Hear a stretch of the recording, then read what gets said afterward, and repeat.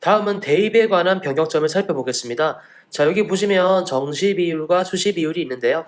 먼 얘기다라고 생각하실 수도 있는데 결국 저희의 궁극적인 목적은 대입이니까요. 한번 흐름이 지금 어떻게 변하고 있는지 참고해 보시면 될 것 같아요. 자, 정시는 수능을 쳐서 대학을 가는 게 정시고요. 자, 수시는요. 내신 등급을 따서 혹은 내가 어떤 여러 가지 활동을 통해서 가게 되는 게 바로 수시죠. 이 수시에는 두 가지가 있어요. 자, 첫 번째는 교과 전형입니다. 자, 두 번째는 학생부 종합 전형이에요. 첫 번째, 이 교과 전형과 학생부 종합 전형의 차이를 아셔야 되는데 요 중에서 고교 서열이 있을 수가 없는 게 바로 교과 전형이에요. 여기에는 고교 서열이 없다. 양주에 있는 어떤 일반 고등학교의 1등급이랑 자, 서울 엄청 공부 잘하는 강남에 있는 어떤 일반고의 1등급이랑 점수는 같습니다. 어디에서? 교과 전형에서. 반면에 학생부 종합 전형은요. 학생부를 종합적으로 평가합니다. 학생부를 종합적으로 평가하면 이 학생의 경쟁자들이 공부를 잘하는지 이 학교에는 어떤 활동을 하고 어떤 과목을 듣게 되는지를 종합적으로 평가하게 돼요. 그래서 이거는 어느 정도는 서열이 있고 특목고가 유리하다라고 보시면 될 것 같아요. 자, 교과 전형은 일반고와 학군이 센 일반고, 특목고 1등급이 다 같은 1등급이고요. 학생부 종합 전형은요, 아무래도 고교 서열이 존재한다라고 보시면 될 것 같습니다. 요거를 꼭 아시고 넘어가셔야 돼요. 자, 그러면 여기 크게 세 가지죠. 수능으로 대학을 가는 거랑 교과 전형으로 대학을 가는 거랑 학생부 종합으로 대학을 가는 거, 다른 논술이라든지 특기자 전형 같은 거는 제가 배제를 하고 말씀드릴게요. 너무 복잡해지니까. 자, 그러면 이 세 개를 볼 텐데요. 뭐가 가장 많이 뽑죠? 학생부 교과가 선발 비율이 가장 높고요. 그 다음 학생부 종합, 그 다음 수능입니다. 자, 학생부 교과 종합 합쳐서 70%에 육박하죠. 자, 수능은 고작 20%밖에 안 되고요. 그 외에는 다른 전형이 있습니다. 자, 공정성 논란이 있고요. 두 번째, 주요 13개 대학이라고 하면 인서울에 있는 이름 있는 대학들이죠. 명문대들의 교과 전형 변경점에 대해서 한번 살펴보고요. 세 번째는 내신 학습과 수능 학습의 괴리에 대해서 한번 말씀드려보도록 하겠습니다. 이 자료는 교육부에서 발표한 자료입니다. 자, 이 표를 보시면요. 자, 전체적으로는 교과 전형이 종합 전형보다 선발 비율이 높긴 합니다. 아까 표를 보셨죠? 여기 학생부 교과가 더 높은 걸 볼 수 있어요. 하지만 이 자료를 보면 얘기가 조금 다르죠. 서울과 수도권 대학의 선발 기준을 보면요. 자, 지금 어떻게 돼 있죠? 교과보다 학생부 위주가 훨씬 많다는 걸 볼 수 있습니다. 전체적으로는 학생부 교과가 더 크지만 하지만 서울 수도권은 학생부 종합의 비율이 더 크다. 자, 완전 반대죠, 반대. 그래서 이 자녀분들이 인서울 혹은 경기권 대학에 입학하길 희망하는 학부모님들께서는 아까 보여드린 표 말고 요 표 있죠, 요 표. 이 표를 실질적인 수시 비율로 파악하셔야 합니다. 자, 결론은 상위권 대학은 뭘로 많이 뽑는다? 자, 학생부 종합으로 많이 뽑게 된다. 그런데 학생부 종합 전형은 아까 제가 말씀드렸지만 고교 서열을 반영할 수밖에 없죠. 제가 뒤에도 말씀드리겠지만 특목고, 과고, 영재고 아이들의 내신 경쟁은 상당합니다. 그래서 이 아이들이 좋은 대학을 가는 것이 뭐가 문제냐라고 하실 수도 있는데요. 교과 외 활동, 동아리 활동이라든지 과목별 발표 수업 등 부모님 찬스를 쓰는 아이들이 많아져서 문제가 됐는데요. 자, 이런 내용을 저번에 드라마 스카이캐슬에 방영되기도 했죠. 그래서 이 많은 학부모님들이 학생부 종합 전형을 불공정한 전형으로 인식한다. 이게 왜 그러냐면 자, 학생 본인의 역량보다는 고교 유형, 부모 능력 등 외부 환경의 영향력이 크다는 인식이 확산된다. 그래서 평가 결과에 불신이 발생하고 있다. 이 자료는 교육부 자료이기 때문에 교육부도 이 점을 잘 인지하고 있음을 알 수 있습니다. 자, 불공정 요소야 많겠지만 여기 살펴보시면 출신 고교의 영향 이렇게 나타나 있죠. 네, 이렇게 과고, 외고, 국제고, 자사고, 일반고 순의 서열화된 고교 체제가 학생 선발 결과에 나타났고요. 소득 지역별 격차도 확인이 됐습니다. 인정을 했다면 뭘 해야 될까요? 바로 잡아야겠죠.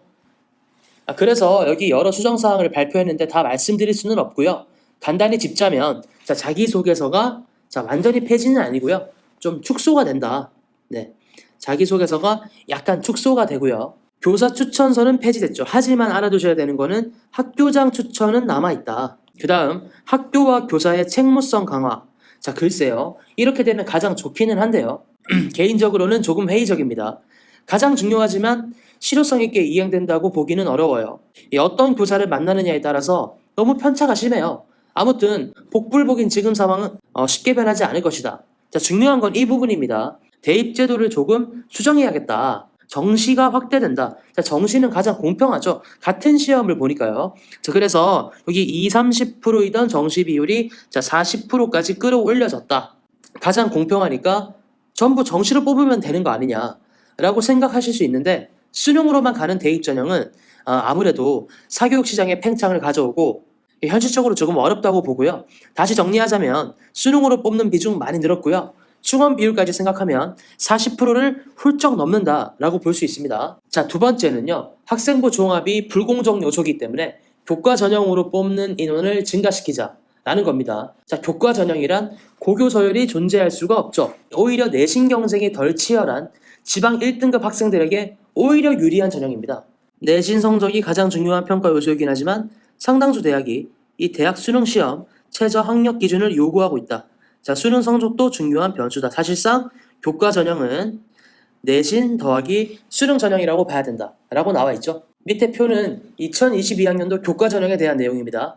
여기서 중요한 것은 이 연세대, 성균관대, 또 서강대 이런 최상위 대학들 있잖아요. 요 중에 많은 대학들이 원래는 교과 전형을 뽑지 않았습니다.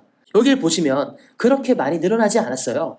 2020학년도의 요 인원, 2021, 2022 별로 늘지 않았죠. 학생부 종합전형의 선발 인원은 조금 눈에 보일 정도로 줄어들었는데 교과 전형은 많이 늘어나지 않았단 말이에요. 그 얘기는 수능 전형이 뽑는 비율이 늘어났기 때문입니다. 자, 그런데 여기를 잠깐 주목하셔야 될 거예요. 자, 여기 건국대, 경희대, 동국대, 서강대, 성균관대, 연세대의 경우 그동안 교과 전형으로 신입생을 선발하지 않았다. 가장 큰 변화다. 게다가 건국대, 경희대, 동국대, 연세대는 학생부 종합 전형으로 운영하던 학교장 추천 전형을 교과 전형으로 변경해서 선발하게 된다. 주요 15개 대학의 모집 인원을 보시면 학생부 교과 전형이 얼마나 늘어났는지 알 수 있습니다. 자, 주요 15개 대학에서 학생부 종합 42.7% 여기 나와 있죠. 학생부 종합이 2020년도에 42.7%, 교과가 7.4%에서요. 2022학년도에는 학생부 종합은 확 줄었고요. 교과가 만만치 않게 올라온 걸 볼 수 있습니다. 아까보다 더 큰 변화죠. 그 다음 정시는 30%에 육박하던 게 40%까지 상승했고요. 그래서 학생부 종합은 조금 줄고 있고 교과나 정시가 늘고 있다. 그런데 중요한 거는 이 교과와 정시는 중요한 게 뭐냐면 자, 교과는 뭐죠? 내신이 있고요. 그 다음에 수능 최저 등급이 있죠. 자, 정시는 수능으로 가는 겁니다. 그래서 일반고의 대학 진학 기회가 많아진 거죠. 일반고 학생들은 뭘 준비해야 된다? 내신과 수능을 준비해야 된다. 자, 다시 한번 정리해 드릴게요. 학생부 종합은 내신 성적과 그 다음 특목 자사 영재고 아이들에게 유리한 비교과 활동. 자, 종합은 뭐가 필요하다?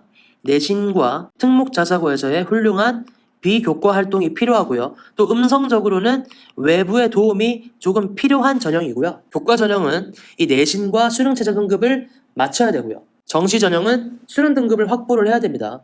자, 요약하자면 현재 중학교 학부모님들이 고려하고 있어야 하는 가장 중요한 전형 요소는 자녀가 특목고에 갈 게 아니라면 바로 내신과 수능입니다.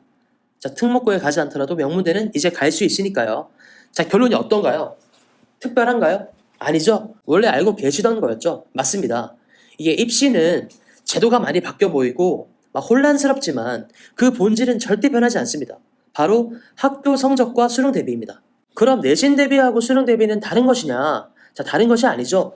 교과서 공부부터 시작한 공부가 어려운 문제를 풀면서 수능 대비가 되는 것입니다. 자, 내신 대비를 하다 보면 내신 대비로는 충분하지 않지만 이거를 기초로 해서 수능 대비가 되는 겁니다. 이처럼 학교 공부와 수능 공부는 그 방향은 비슷해요. 하지만 요구하는 능력의 수준은 다르죠. 자, 지금부터 대입을 준비하는 데 있어서 현재 양주 관내 중학교들의 문제점에 대해서 개인적으로 문제점에 대해서 한번 말씀드려 보겠습니다. 네, 첫 번째는 자유학년제입니다. 자, 자유학년제로 인해서 중1 아이들이 학원에 등원하는 비율이 많이 줄었습니다. 자, 시험이 없기 때문이죠. 당장에 닥친 시험이 없기 때문에 시간이 많기에 또 미루는 것이고 미룬 학습을 나중에 하면 된다라고 생각을 하는 것이죠. 자, 분명히 정부에서 의도한 사교육비 절감 효과는 분명히 있다. 근데 학교에서는 그 학생들의 학력 손실을 보상해주지는 않습니다. 아이들의 복지, 행복감, 진로나 적성의 탐색을 위해서 이게 필요하다 라고 하시는 분들도 있겠지만 실제로 교육 현장은 그렇지 않죠. 아이들은 단지 시험을 보지 않을 뿐이지 학교에서 자유학년제라고 해서 뭐 특별한 프로그램을 가동하지 않고요. 실효성이 없습니다. 그럼 이렇게 생각하실 수 있는데요. 그 모든 학생들이 다 같이 우리 애들만 그런 게 아니라 다 같이 자유학년제를 하면 공부는 조금 덜하고 좋은 것 아니냐. 자, 이 표는 서울의 강남구와 중구의 학력 격차를 나타낸 그래프입니다.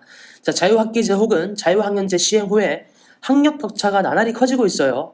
학력 격차가 커지는 모든 이유가 뭐 자유학년제 때문은 아닐 겁니다. 하지만 분명히 일조를 하죠. 강남구를 예로 들면 아이들 학부모님들이 공부 안 시킬까요? 아닙니다. 자유학년제로 인해서 시험을 안 치게 되면 이제 학교가 학생들에게 공부를 하게 하는 유도장치가 없죠. 그러니까 자율로 학습을 맡겨놓으면 외부 요인에 의해서 학력이 생겨버리는 거예요. 부모님이 푸시를 많이 하거나 부모님의 신경을 더 쓰는 지역이 학력이 올라갈 수밖에 없고 학력 격차는 더 심해지는 겁니다. 학력도 뭐가 되고 있다? 양극화가 되고 있다라고 말씀드릴 수 있을 것 같아요. 게다가 요즘에는 이 코로나로 인해서 학력 격차가 더욱더 심화됐습니다. 자, 아이들이 공부할 수 있게 유도하지 못하면 학력 격차는 계속 커질 거라고 저는 생각해요. 또 양주 지역 관내에서 문제점이 하나 더 있는데요. 그건 바로 시험 난이도입니다. 쉬워도 너무 쉬워요. 다른 지역도 같이 쉬우면 아이들의 복지를 위해서, 행복을 위해서 전 찬성합니다. 하지만 다른 지역에 비해 너무 쉽다. 이건 좋은 것이 아닙니다. 자, 난이도가 쉽잖아요. 자, 뭐만 공부하게 되죠? 교과서만 공부하게 됩니다. 내가 교과서를 능히 잘 해내고 공부를 잘하는 학생들도 일단 시험을 잘 봐야 되기 때문에 이 교과서를 반복적으로 공부를 하게 돼요. 이 시간이 너무 아깝다는 거죠. 공부를 잘하는 학생들도 계속 교과서 수준으로만 하향 평준화가 된다. 하지만 이 고등 내신, 그 수능 시험은 교과서보다는 훨씬 어렵게 나오죠. 난이도가 쉬워서 중학교 때 공부를 많이 하지 않아도 100점을 받으면 기분은 좋죠. 하지만 결코 학생의 대입에, 미래에 좋은 영향을 끼칠 수는 없습니다. 자, 여기까지 간단하게 정리를 하자면요. 대학 입학은 결국 두 말이다. 내신과 수능이다. 뭐 특목고를 가게 되면 비교과도 있겠지만요. 기본적으로는 공부가 받쳐줘야죠. 자, 이 두 마리 토끼를 다 잡기 위해서는 일단 교과서에 충실해야 됩니다. 교과서를 충분히 파악하고 나서 심화 학습을 해야죠. 그래서 수능을 대비해야 되고요. 자, 이렇게 대비하고 고등학교 때 어떤 전형으로 갈지는 나에게 유리한 전형을 선택하면 되는 겁니다. 내가 특목고야. 내가 특목고인데 비교과 활동을 잘 해놨어. 그러면 학종으로 가는 거고요. 자, 그 다음에 나는 일반고인데 내신을 기가 막히게 잘 받아놨어. 그럼 교과고요. 나는 고등학교 1학년 때는 공부를 안 했는데 내가 갈수록 성적이 느네. 그러면은 정시로 가면 되는 겁니다. 중학교 자녀분들을 두신 학부모님들은 뭘 시켜야 된다? 내신 대비와 수능 대비를 위한 심화학습을 시켜야 된다. 라고 정리를 해드릴게요. 그럼 이 과정이 이루어지게 하기 위해서 저희 학원은 어떻게 아이들을 교육하고 어떤 과정을 갖고 있는지 한번 말씀드리도록 하겠습니다.